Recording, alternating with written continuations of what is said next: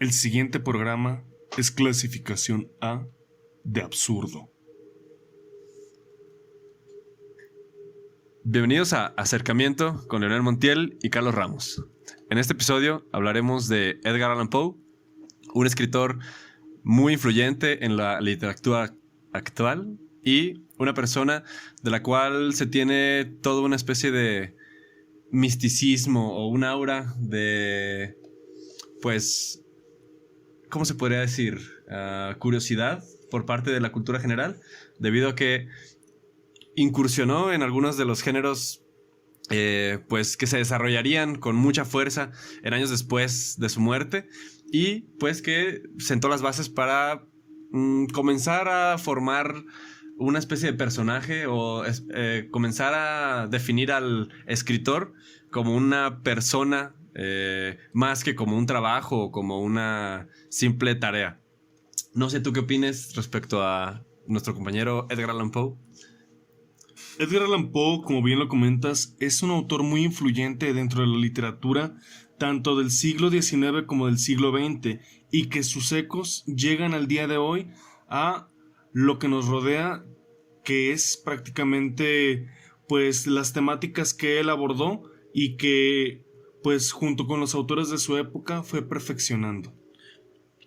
Bueno, como ya hemos hablado en ocasiones pasadas, sabes que yo tengo la teoría de que para ser importante o para que se haya una marca en la cultura popular, debe haber como que ciertos aspectos o ciertas cuestiones respecto a una persona que como que abrazan toda la obra, ¿no?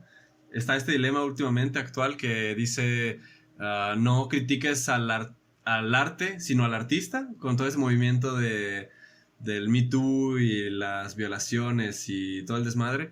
Pero yo creo que para poder pues establecerse en la cultura general, sí tiene que ver mucho la personalidad o la historia que viene detrás del artista. ¿Sí estamos de acuerdo? Sí, claro, el trasfondo de cada una de las personas es lo que va a guiar su producción artística. Podemos hablar que Edgar Allan Poe pues nació el 19 de enero de 1809 en el puerto de Boston, Massachusetts, en Estados Unidos. Algo que marca su vida es que pues prácticamente fue huérfano. A él lo adopta su padre, que sería John Allan, y algo que marca la vida de Edgar Allan Poe, que desdeñaba hasta cierto punto su nacionalidad, que habló muy poco acerca de su país, fue que a la edad de 6 años emigró a Inglaterra, donde se mantendría hasta la edad de 11 años, llegando de nuevo a Richmond, Virginia, donde empezaría una vida un tanto errática y que lo llevó a lugares como Nueva York, como Filadelfia y al final de sus días Baltimore.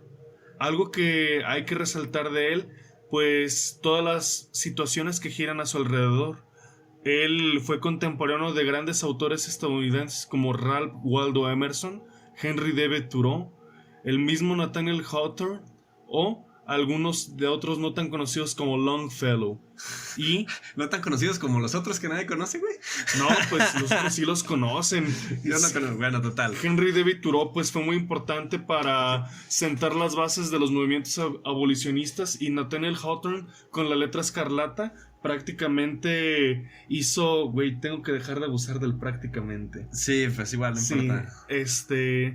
Nathaniel Hawthorne con la letra escarlata también dio base al género que explotó más Edgar Allan Poe. Ok.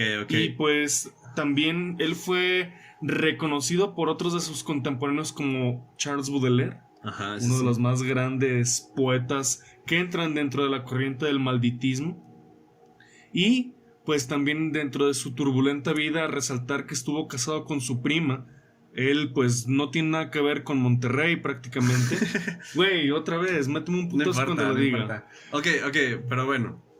Aquí el detalle es, ¿tú qué crees que hace que Edgar Allan Poe permanezca más en la mente de la colectividad?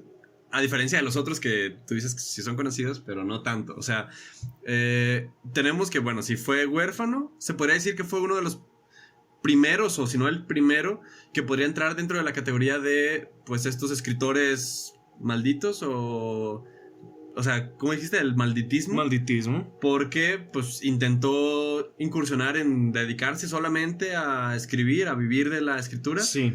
O sea, antes de este güey, me imagino que sí había personajes, pero fue como de los primeros que empezó a como a dedicarse de lleno a querer solo escribir, no solo en revistas, sino en dedicarse a la escritura. Uh-huh. Él vivía centrado en su mundo literario. Ok. Él tenía una visión centrista de la literatura, no se interesaba en temas políticos, económicos, siendo que la primera mitad del siglo XIX en el mundo fue muy turbulenta. Él le tocó vivir grandes cambios políticos en su país, como esta guerra con México que terminó con la anexión de algunos territorios.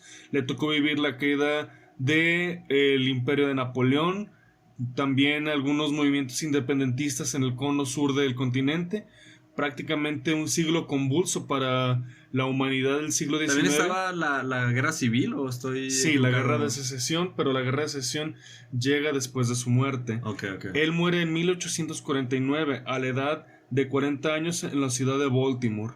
Y pues como dato curioso que también yo relaciono mucho con el deporte, es que un equipo es nombrado en su honor.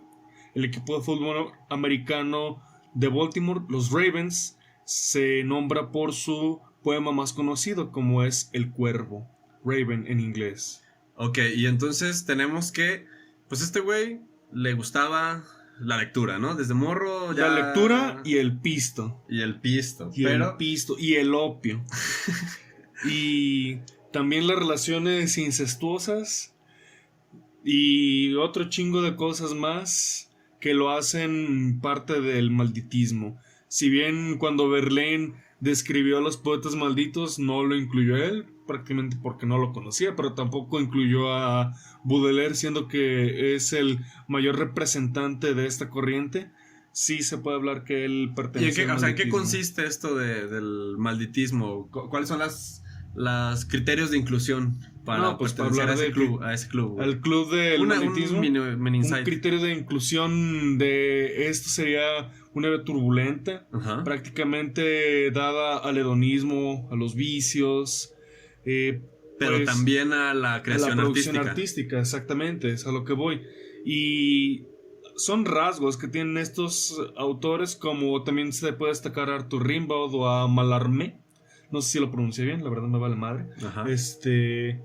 Que aportan dentro de su literatura algo de su esencia como ser humano, pero que no es completamente de la estética tan pues conocida por los humanos, que cae dentro de lo meloso, cursi, ¿no? Ellos se centran a temas más oscuros, por así decirlo, a temas que aterrizan más en esas áreas del conocimiento humano. Ok. Y bueno, ya hablando, o sea, sabemos que dedicó toda su vida a escribir. Pues a escribir, ¿no? Principalmente cuento y poesía. Ok. ¿Cuáles dirías tú que son, pues, como los títulos más importantes dentro de la literatura de Edgar Allan Poe? Bueno, de Edgar Allan Poe, en lo personal, a mí me gustan mucho, hablando plenamente subjetivo mío, porque pues estamos de acuerdo que la literatura es una parte de apreciación subjetiva hasta cierto punto. Bueno, a mí los títulos que más me traen a la mente a Edgar Allan Poe son La caída de la casa Usher, El corazón del ator, innegablemente, El escarabajo dorado, Los crímenes de Rue Morgue y mi favorito personal, La verdad sobre el caso del señor Valdemar. Claro, qué bueno que lo comentaste. Bueno, al paréntesis, también El Cuervo, como tú lo dijiste, ya es como considerado universalmente como, pues creo que es la obra más famosa de este güey. Se agregó en... bueno, Estados Unidos lo considera como de las obras artísticas más importantes de la historia de Estados Unidos. Y bueno, vamos a hablar un poquito del Cuervo, solamente para dejarlo de lado y ya meternos a fondo con los temas que nos interesan, que son el caso del señor Valdemar y algunos otros de los que mencionaste, ¿va? Pero a ver, ¿de qué va más o menos el Cuervo? Cuéntame un poquito. Bueno, el Cuervo va de un hombre que está solo en su habitación y llega ante él un ave. Él dentro de su Me imagino que no es delirio... un pelícano. No, cabrón, no. Ok. Es un pinche colibrí, güey. Ok. No, mames. No. Obviamente es un cuervo. Ok, un cuervo. Y él dentro de su delirio y su ansiedad... ¿Por qué está en ese estado de ansiedad? Ok, ¿recuerdas que el cabrón se le acaba de morir su esposa? Sí. ¿Sí? Entonces, se supone que, bueno, sabemos que hay una connotación o hay una... Un símbolo, un simbolismo. En el cual, pues, el cuervo siempre está asociado con malas noticias, con la Sí. con los malos augurios. Incluso se solía, pues, asemejar el cuervo con las brujas y toda esta faramaya que en los años 1800 y tantos... 1600 más que nada. Bueno, cuando vivía este güey todavía había un poco de... Superstición al de respecto. superstición en cuanto a eso, ¿sí? Sí. Entonces se supone que llega el cuervo y empieza a hablarle, pero en realidad lo único que dice es... Nunca más. Nunca más, nevermore, ¿no? Nevermore. Ok. ¿Y por qué le dan tanta importancia? Se supone que porque es un reflejo, pues, de la... del dolor o de la aceptación, ¿cómo se llama? Grieving. Del duelo. Del duelo que tiene, pues, el personaje que está pasando por una situación difícil, que es como el espejo de, pues tenemos este animal que representa todas estas semblanzas malas y que se está posando sobre el busto de su esposa, ¿no?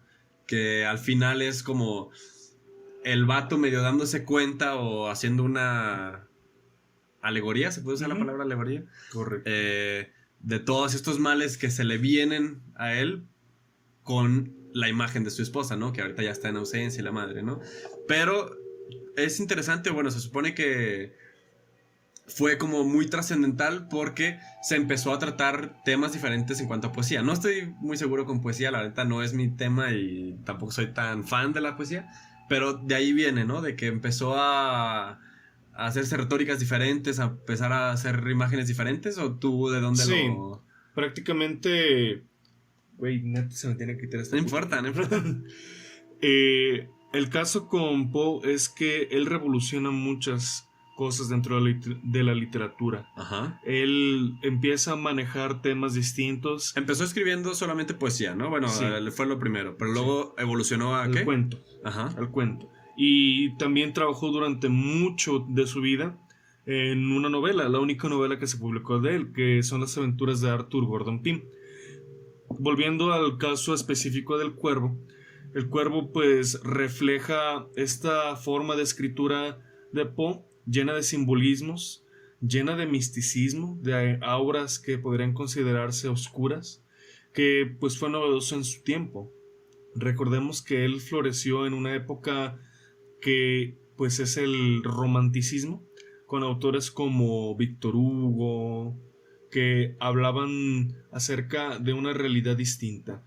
El romanticismo pues se centraba en la pérdida de los valores clásicos y retomando valores propios. Esta fue la principal corriente del siglo XIX y permea en todas las áreas. Por ejemplo, también en España con José de Espronceda, él pues es el principal poeta del romanticismo en España, e inclusive aquí en México la producción artística del romanticismo fue importante, que fue moldeando también el curso para la literatura de América, que si bien nosotros no somos completamente expertos en el área, hemos leído mucho tiempo acerca de estos autores. Y la cuestión con Poe es que inicia con una literatura distinta, una literatura diferente, una aproximación completamente novedosa, como fue la literatura de corte policíaco, suspenso, que está inmiscuido en toda su producción artística. Ok, se supone o hay registro de que fue como el primer caso, su cuento de Misterios en la calle Rue. Es considerado como la primera cuento policíaco por las características que tiene. Sí, los crímenes de Rue Morgue. Rue es el vocablo francés para calle. Ah, claro. Sí, Rue Morgue.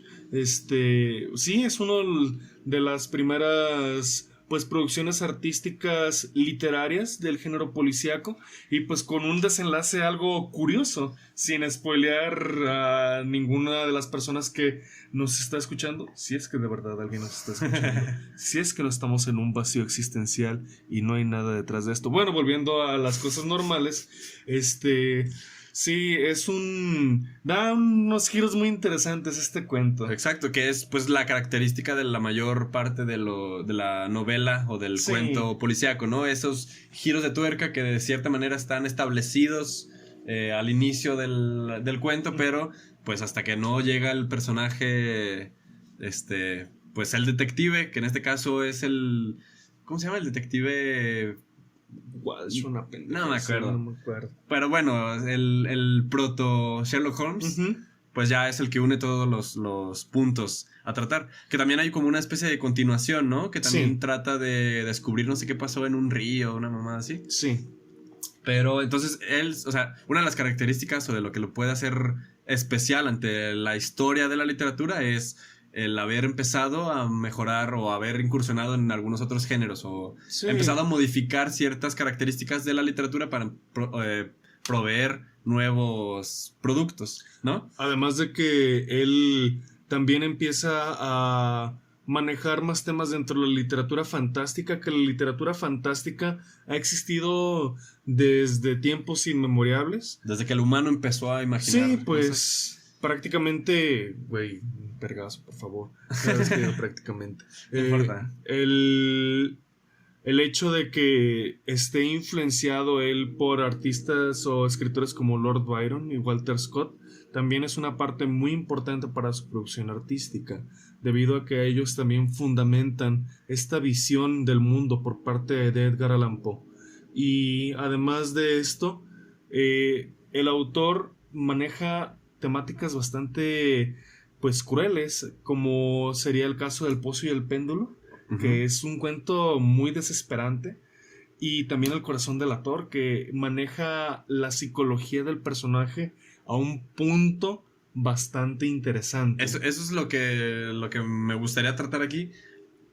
Cómo este güey empezó a poder utilizar, por ejemplo, utilizó recursos ya sea de pues la literatura que había leído anteriormente, pero empezó a meterse más, si bien con los temas de horror, de terror, bueno, de cuestiones fantásticas, pero aterrizadas a un plano ya más, pues, del día a día, ¿no? O sea, de poder tratar de que el terror no sea solo los fantasmas o lo sobrenatural, sino algo que está dentro de nosotros. O sea, una pulsión que después llegaríamos a saber que son problemas psiquiátricos, problemas de cuestiones psicológicas, pero eso pues aterrizado a su literatura, ¿no? A las situaciones que causan un tanto no inconformidad, de incomodidad, tanto para los personajes como para los que lo están leyendo. Sí. Exacto, o sea, él empezó a ver dentro de la mente humana o lo que o sea, empezaban a hacer trazas de pues medio psicología y a plasmarlo en cuanto a personajes pues sobredotados como el detective proto Sherlock Holmes, como el ¿cómo se llama? El personaje del Corazón delator no tiene nombre, ¿verdad? No tiene nunca... bueno, para los que no saben, o bueno, si van a leer el cuento no hacemos mucho spoiler. Sin embargo, trata de un sujeto que es el cuidador o sí, como el cuidador de un viejo, ¿no? Que está tuerto, tiene un ojo celeste que no ve. O sea, una persona que probablemente tenía catarata en ese ojo, se le puso azulito, azul blancoso, y pues no veía. Sin embargo, el personaje comienza a crear una especie de obsesión con ese ojo. Y por esa misma obsesión empieza a suceder unos cuantos sucesos en la historia que pues terminan con una completa pérdida del raciocinio. De hecho, es un recurso que me parece interesante de ese cuento, güey, que habla sobre, bueno, desde la perspectiva del personaje, él habla o justifica el por qué no está loco, que es al final de cuentas, todas las categorías que él se autointuye como no estar loco son pues las pulsiones que hacen que en realidad pues nosotros sepamos que es una persona completamente maníaca y pues que tiene pues, algún trastorno ahí como de esquizofrenia. No más que de esquizofrenia maníaco. Pues sí, pues. Bipolaridad tipo 1 o algo así, que pueda estar condicionando esto. O podría también ser esquizofrenia tipo paranoide. Paranoide, ajá. Paranoide, sí, claro, definitivamente. Y también el caso, la verdad sobre el caso del señor Valdemar es un cuento bastante interesante porque la verdad de el caso del señor Valdemar abarca la temática de vida después de la muerte. Exacto. Que también fue muy socorrido durante el siglo XX y sigue siendo bastante utilizado esta temática de vida después de la muerte en nuestros días, como es el caso de los zombies. Que los zombies quizá algún día sería bueno hablar de ellos, pero a la vez no, porque creo que ya existe un podcast acerca de esto. Ajá. Y del cual no estamos queriendo hacer ni de robarnos sus temas ni nada así. De ninguna forma. Pero es importante resaltar cómo Edgar Allan Poe maneja el tema de vida después de la muerte a través de pues magia hasta cierto punto. Un tanto sobrenatural, sí, pero también basándose o yendo por la misma línea en cuanto a aterrizar que el mayor problema o que a veces lo sobrenatural no es algo externo sino algo interno, ¿no? Sí, y eso también fue parte del legado de Poe. Me gustaría hablar del legado de Poe un poco después, pero importante resaltar que él es bastante influyente dentro de la literatura de H.P. Lovecraft, que él le da aún más un giro interesante al género de terror, donde ahora lo que nos debe de causar miedo como seres humanos no es algo que sea interno o inherente a nosotros como humanos, sino aquellas pues seres que vienen de otras partes del universo, de otras dimensiones, o que viven en el mismo planeta como el caso de Cthulhu, pero que se mantienen en un estado de hibernación hasta que alguien llegue, los despierte y cause caos en este mundo. O sea, para ver, entonces aquí a lo que vamos es a que Poe estaba más, o bueno, como que la mayor parte de sus temas tratados es el humano como el principal causante de todo, ¿no? O sea, sí, como la mente humana, las actitudes de los humanos y las relaciones entre ellos, lo que arma el conflicto, que al final sí, pues inspiró a Lovecraft y Lovecraft le dio como totalmente la vuelta, que al final es como relativamente el mismo género visto desde otra parte, pero bueno, el caso del señor Valdemar es un caso en el cual un hombre, creo que con mucho dinero, se está muriendo, ¿no? Sí. ¿De qué? No me acuerdo. Y le hablan a un hipnotista, el cual justo antes de morir, pues lo mete en una especie de trance total, sí, en el cual la persona solamente está dormida. Pierde los signos vitales porque están ahí dos médicos. Pierde los signos vitales, se corrobora que ya no tiene pulso, no respira, pero sigue todavía con una voz que inclusive es descrita en el cuento como muy profunda, distinta, con un eco. Y se mantiene así durante mucho tiempo. Ajá, entonces ahí, digo, también hay que hacer como una especie de paréntesis. Son momentos donde la medicina apenas estaba queriendo saber qué chingados era. Sí, claro. O sea, la gente seguía creyendo que los humores, o sea, seguían de cierta manera confiando un poco en eso, ¿no? Todavía no llegaba la revolución de las bacterias al mundo. Exacto, entonces todavía creían que los humores controlaban la vida. Y si había un desbalance de estos humores, lo mejor que podía hacer un médico era sacarte sangre a ver si te curabas, güey. Sí. Y a veces lo único que hacía era matarte, esa mierda. Entonces, Poe agarra y dice, bueno, a ver, ya estaba creyendo así como que la mente era... Que ahorita es otro problema, bueno, en cuanto a decir que la mente lo controla todo y no solo con creer que te vas a curar, te vas a curar. Eso no funciona, así no existen las cosas.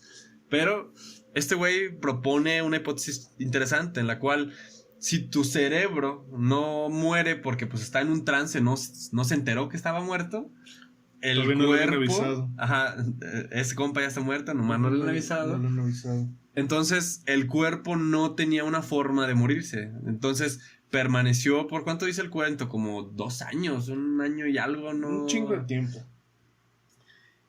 Entonces, está curioso, bueno, algo a resaltar de este cuento es esta situación en la cual el control que tiene la mente de esta persona que no quería morirse, o bueno, que no lo dejaron morirse, hace que aunque sus células querían, pues descomponerse, yo todo quería valer madre, pues no lo dejaba porque el cerebro estaba pues, en ese se trance. mantenía en esa parte. Y pues tiene un desenlace bastante interesante también.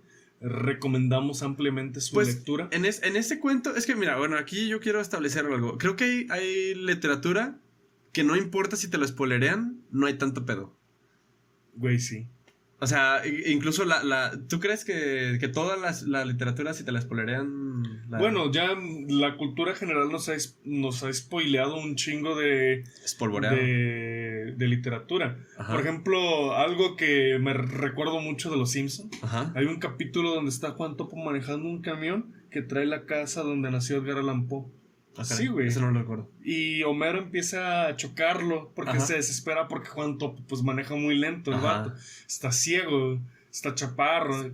Y empieza a darle de putazos Ajá. a la casa. de Edgar. Ajá. Ajá. Y Homero siente como ese latido. Ah, ok. Y ya ok. hasta que lo saca del camino a Juan Topo y se quema la casa. Ok. Haciendo alusión a otro cuento que es la Ajá. caída de la casa Usher. Exacto. Pero, ok, mira, por ejemplo, con el cuento del señor de Valdemar, no creo que haya tanto problema si te lo spoilerean, porque en realidad, pues, el chiste del cuento no es que sepas que al final se muere, o sea, que al final solamente Bueno, pues, está muerto. Ajá, sí, exacto, o sea, desde el inicio sabes que está muerto. Ajá. Solamente, Perdona a mi amigo. o sea, que al final lo deshipnoticen y Ajá. se depudra Güey, pero se pudre así como... de una manera muy épica. No, pues exacto. rapidísimo, como si hubiera pasado todo el proceso de putrefacción normal en cuestión de segundos. Pero estamos de acuerdo en que, aunque les digamos esto, el chiste de leer el cuento es todo el desmadre. Lo que no pasa, por ejemplo, si les decimos el final de la calle Morgue, ya lo dije bien. Sí, ya lo dijiste bien. En el cual, pues obviamente, si le dices el final, pues al final Sí. es como, ¿qué pedo? También, por ejemplo, con el... Bueno, no, con el escarabajo de oro no hay tanto problema porque también es como el proceso del desarrollo, del descubrir el escarabajo. El escarabajo, pues es como la característica. Que es algo interesante de ese cuento, ¿no? Como, pues es como una especie de manual del ¿cómo se llama? ¿Arqueólogo? Ajá, o sea, de descubrir un tesoro, o sea, del viaje del cofre del tesoro, pero pues expresado de una manera pues muy metódica, muy paso por precisa. paso. Ajá, exacto. Y está curioso, cuéntanos de qué trata ese. Bueno, a ver, pero estábamos hablando del señor Valdemar. Sí. Y al final, ¿cuál es tu...? Bueno, la precisión que es mi cuento favorito de Poe del señor Valdemar es que Poe utiliza los recursos literarios para escribir la historia que es completamente inverosímil, que está situada dentro de la literatura fantástica como algo de las mejores producciones que se han hecho.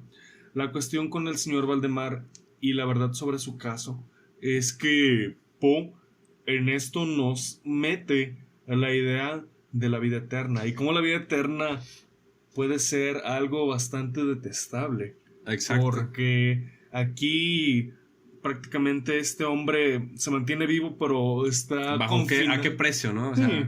Aparte de eso, está confinado a su cama, no es un secreto no pues, que sigue vivo. Los médicos siguen yendo de forma obsesiva a verlo. Y es bastante curioso la aproximación también de Poe hacia la realidad médica de su tiempo, que de eso sí podríamos hablar un poco más a fondo, que da este entendimiento de cómo veían la medicina como algo místico hasta cierto punto. Exacto. Que después empezó a hacerse de forma científica, ya en esa época empezaba a hacerse ya más científica, pero todavía no daba ese paso.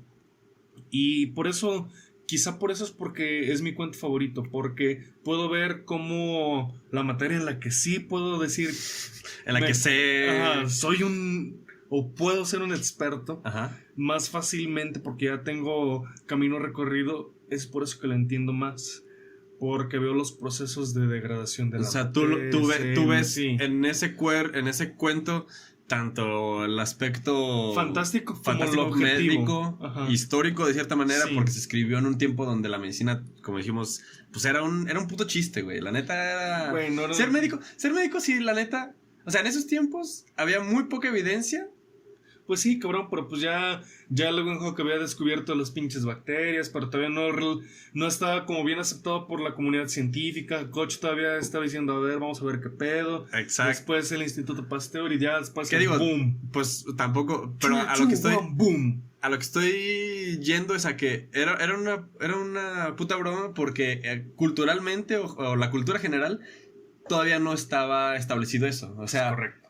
O sea, eran descubrimientos que estaban medio saliendo, no estaban totalmente difundidos para todas las personas.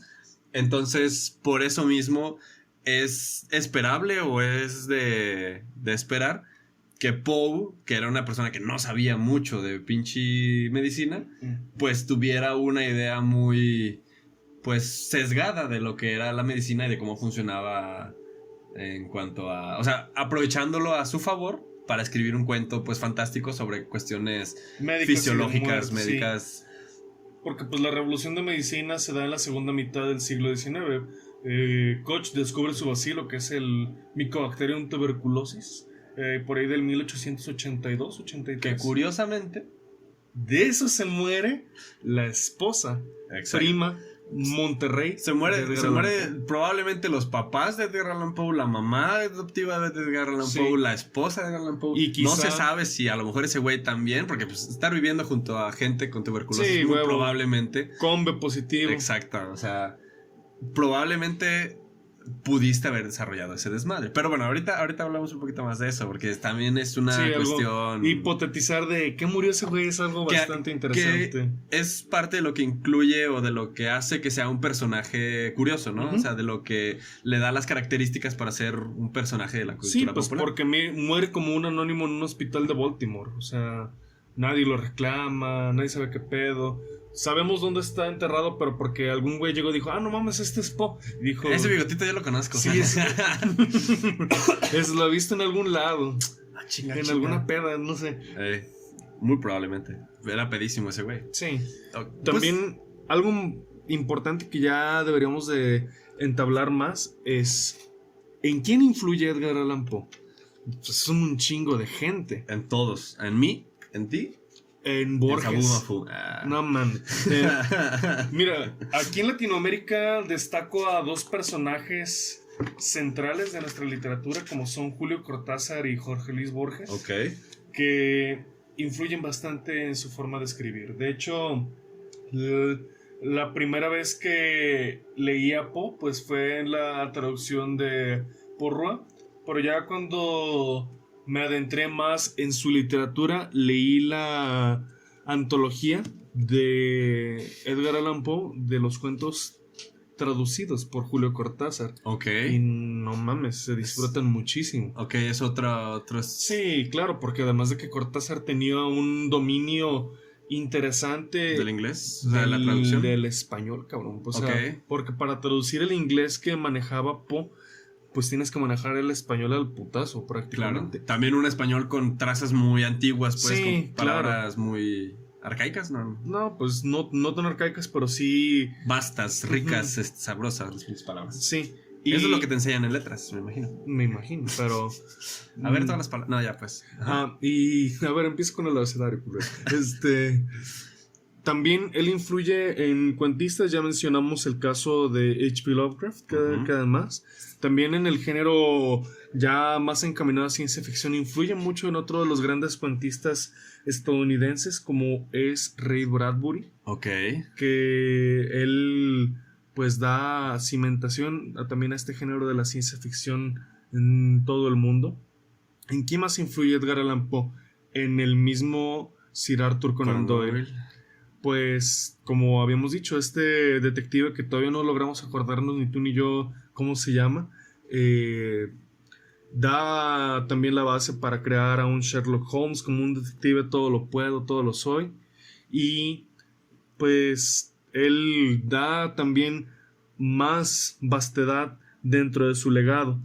Aparte, no sé, cada quien es diferente, pero hablando desde mi punto de vista, creo que fue uno de las primeras lecturas, como ya adentrándome a cosas más interesantes, porque todos tenemos, o al menos la mayoría de las personas que conozco, suelen leer pues lo que está de moda, cosas muy pues pasajeras de cierta manera. Uh-huh. Y al menos para mí esa es como la mayor relevancia que puedo encontrar, que fue uno de los primeros textos que, si bien es en la versión de Porrúa, la facilita, la sencillita para toda la gente.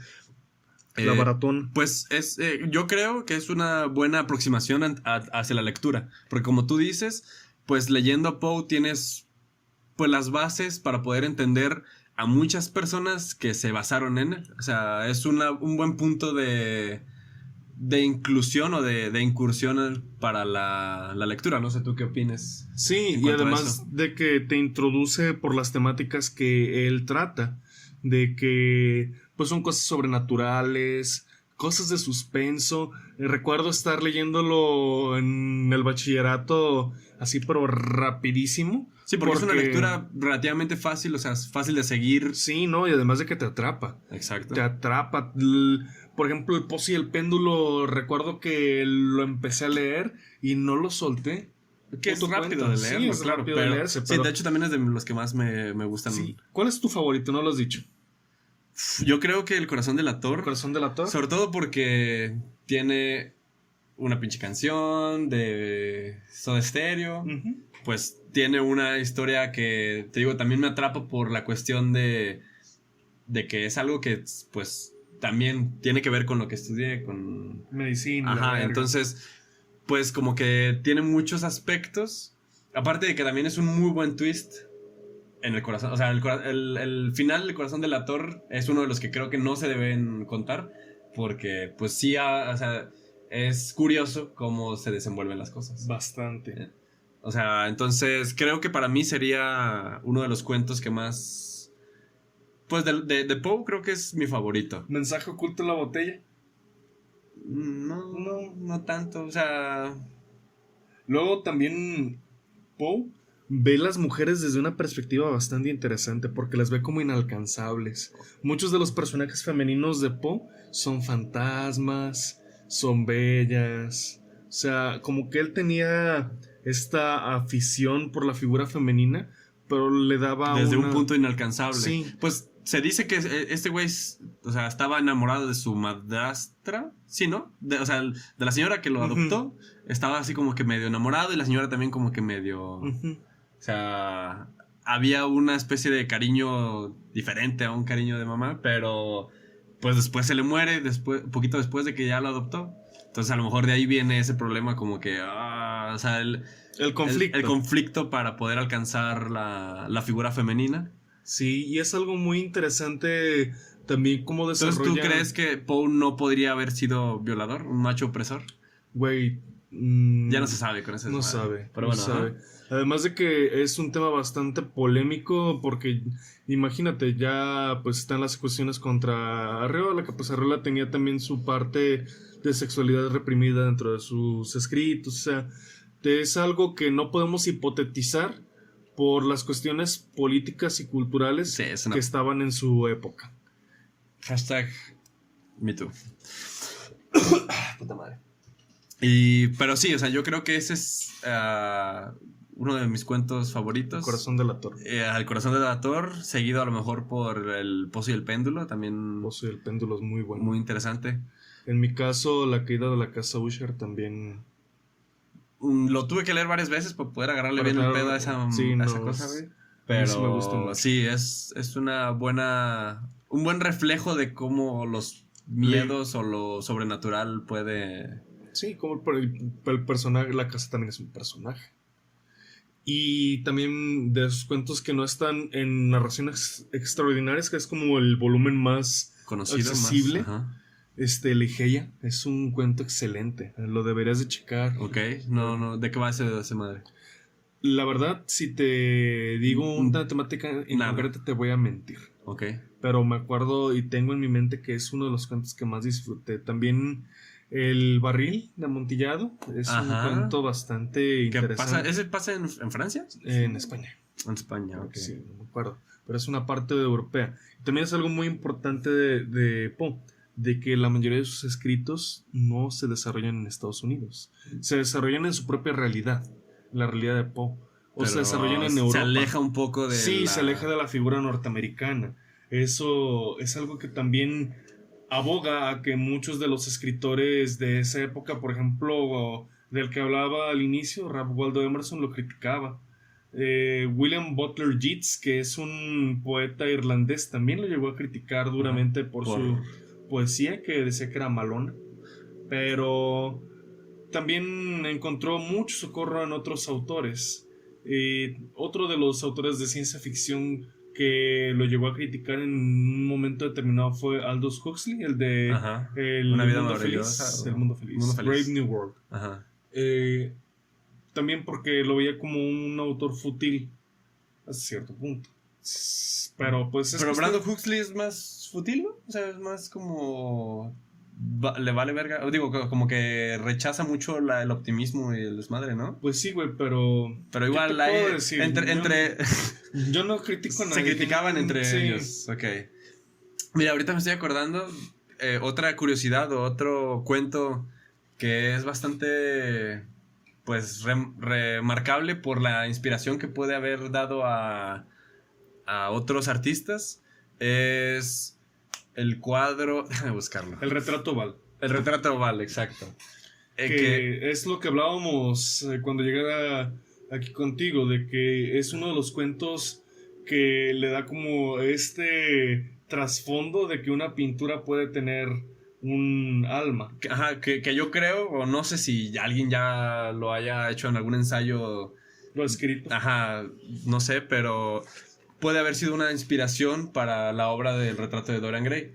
Posiblemente. En el cuento este es 1.5 páginas, creo, sí. O sea, es súper corto, en el cual habla de un artista que es muy apasionado con su obra, pero en el cual comienza a pintar a su esposa y una vez que termina de pintarla, o sea, con cada trazada o con cada mancha de pintura en el cuadro, le quita un poco de color o de vida a su esposa. Y justo cuando lo termina, pues se muere su esposa, que después pudo haber sido tergiversado por Oscar Wilde, el amante de los hombres.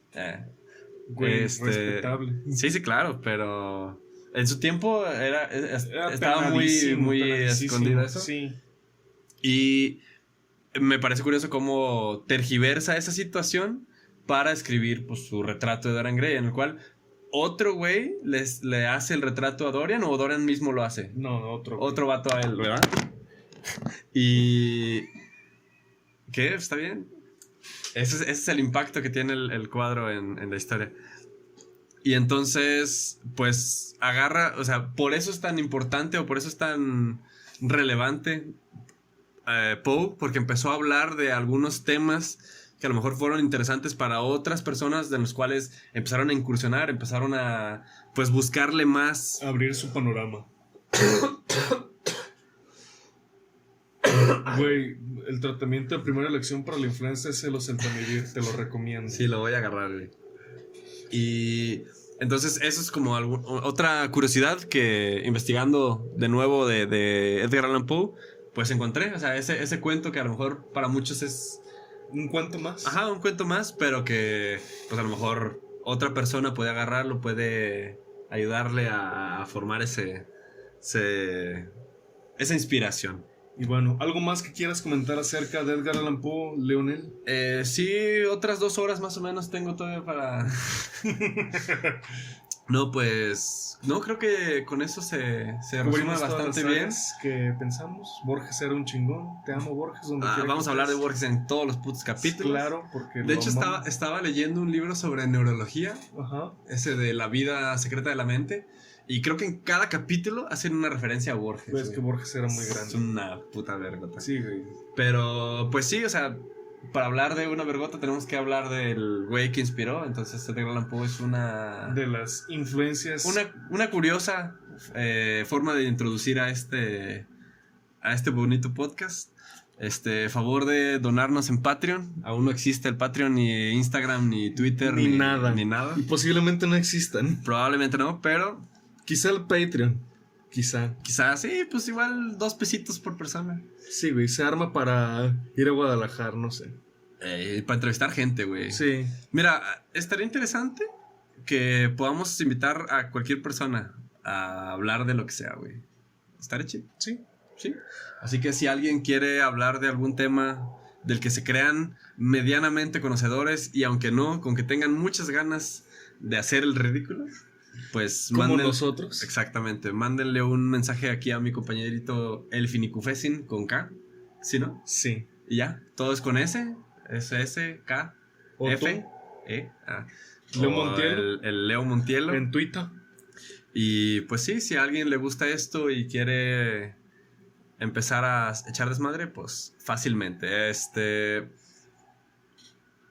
Ya es todo, básicamente. Sí, es todo, anuncios, shows que tengas para dar. No, güey. No tengo discografía pronto. Conciertos, no. güey. Firmas de libros tampoco. No, güey. Alguna arrimón en el metro, digo, en el tren ligero que quieras que te den, no tienes güey, nada programado en estos días. Tampoco. Citas próximas con alguna chica, algún señorito que tengas en mente, No, güey, ni citas médicas tampoco, ni me han programado tampoco, güey. ¿Qué cirugías no? No, cirugías no. Tú, güey, ¿qué sesiones de fotos? Nada. Salir a bolear a la calle, ¿no? Güey? Hasta el momento ¿A no. botear? No. Juntas a los amparos tampoco. No, güey. Creo que se maneja, o sea, la información ya está dada. Sí, ya. Se cubrió de manera interesante el tema, que es la literatura de Poe, la literatura, vida y muerte. No hablamos de la muerte. No hablamos de la muerte. Güey, ya se murió de tuberculosis, ya, fin.